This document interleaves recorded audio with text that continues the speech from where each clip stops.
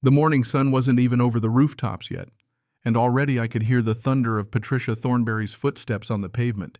If you grew up in our neighborhood, you'd know that sound like a dog knows the mailman, and it never meant anything good. There she was, our beloved HOA president, marching down Maple Grove Lane with that infamous clipboard clutched to her chest, face twisted in a way that let you know she was on a mission. Usually that mission was something minor like nabbing folks for trash cans out past curfew or flagging some poor neighbor over a dandelion in the front yard, but that morning she had her sights locked on my driveway. And not just my old sedan either. Jake's patrol car was parked there shiny and official like a dare. Patricia didn't waste a second. She whipped out her phone and started snapping photos from every possible angle, mumbling about violations, community standards, and something about respect for rules, which was pretty ironic coming from a woman who seemed to invent new rules every week. Before I could even open the door, Jake himself stepped out, squinting in the sunlight, still in his jeans and a faded department polo badge hanging from his neck. He'd just finished a brutal overnight shift, and the bags under his eyes said it all. I saw Patricia's face shift, really shift from that smug gotcha look to confusion, and then for a second what almost looked like fear. Because right there on Jake's chest was his full Riverside County Sheriff's badge, clear as day. Let me back up a sec.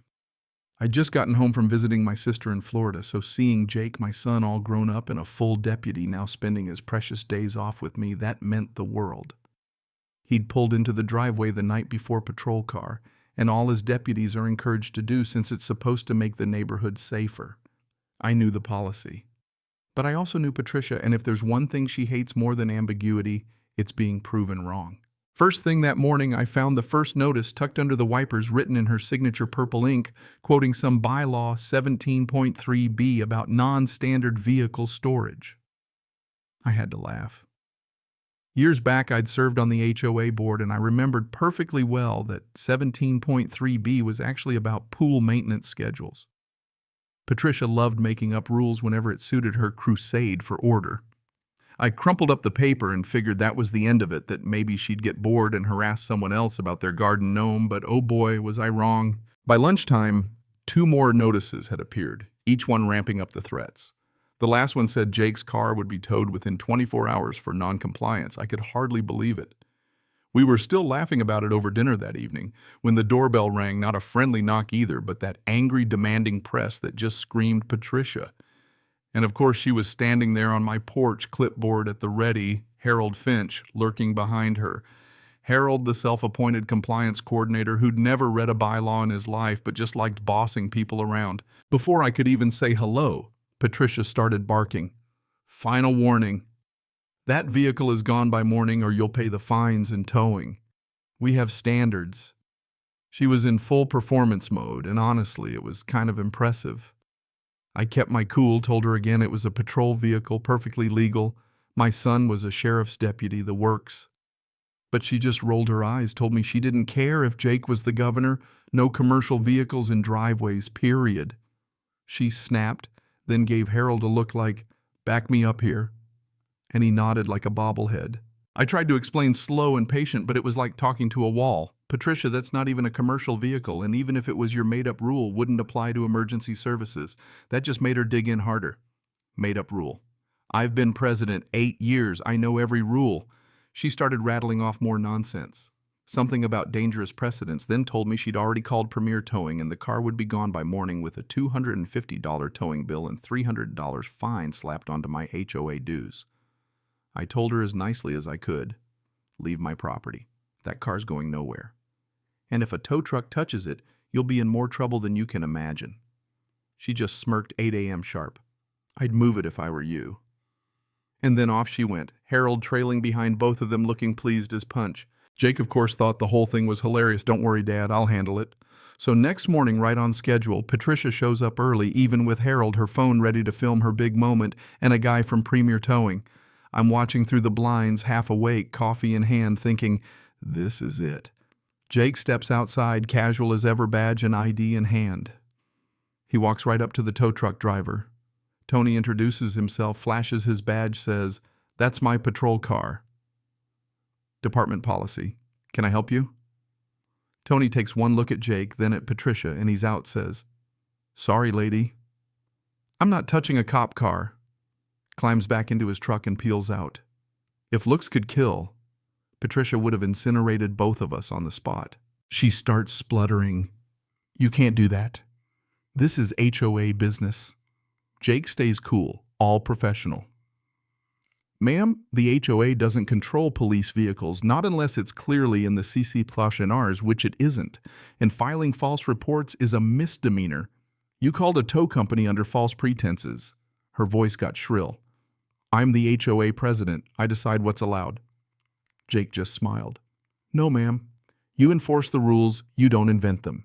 And harassing a sheriff's deputy isn't a great idea." By this point, Harold was already edging away, suddenly fascinated by the neighbor's azaleas. Patricia's last card was to call an emergency HOA meeting, critical compliance issue threatening our community. She sent out dramatic flyers. That Thursday, the community center was packed, mostly folks who just wanted to see what fresh drama she'd cooked up. Patricia had a whole PowerPoint ready. She'd blown up photos of Jake's patrol car, talked about property values, claimed if she didn't crack down, people would be parking taco trucks and moving vans everywhere. Then Margaret Chen, 3 houses down, raises her hand and says, "Actually, having a patrol car parked here makes me feel safer. Isn't that good for values?" A couple folks nodded. Patricia ignored them. Robert Banks, the HOA treasurer, pipes up, "What rule are you talking about, Patricia? I don't remember anything about police vehicles." Patricia fumbled, stammered something about bylaw 17.3b, but Robert had his phone out. "Patricia, that's about pool chemicals." Laughter rippled through the room. Her face turned a shade I didn't know was possible. People started speaking up. Tom Washington, always blunt, yelled from the back, "It's their driveway! Who cares?" The whole meeting just spiraled. Suddenly, it wasn't about my driveway. It was about years of Patricia's nonsense. Someone brought up the time she fined a family for having the wrong shade of beige on their mailbox. Someone else mentioned her trying to ban kids' bikes from the yard. Margaret, bless her, finally made a motion. "I move we vote on removing Patricia as president." The vote? Not even close. Of the 43 people there, 38 voted to boot her out on the spot. Robert told her to hand over all HOA records within 72 hours. Of course, Patricia wouldn't go quietly. Last ditch, she called city code enforcement on us. 2 days later, a city officer named Kay Williams came by looking exhausted. "Let me guess, Patricia Thornberry." He sighed before I could say a word. He glanced at Jake's badge, shook his head. "We get calls from her every week. I'll mark this resolved." And then on his way out, he added, "By the way, we're citing her for abusing city services. $50 per false report. She's up to $750 and counting." I could have hugged him. That was just the beginning. As word got out, neighbors started comparing stories and receipts. Turns out Patricia had been collecting fines for years and pocketing a cut. When Robert did a full audit, it came out she'd skimmed almost 20 grand in compliance fees that never hit the HOA books. That wasn't an internal issue anymore. The DA opened a full-blown investigation. The morning they came for her, 2 detectives rolled up in an unmarked car.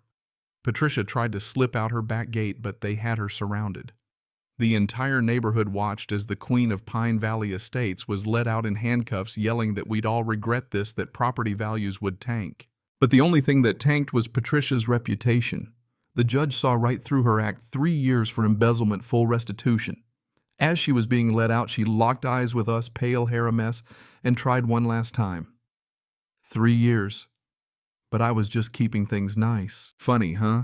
All that just because she couldn't mind her own business. But hey, in this neighborhood, it's never really over, is it? Makes you wonder.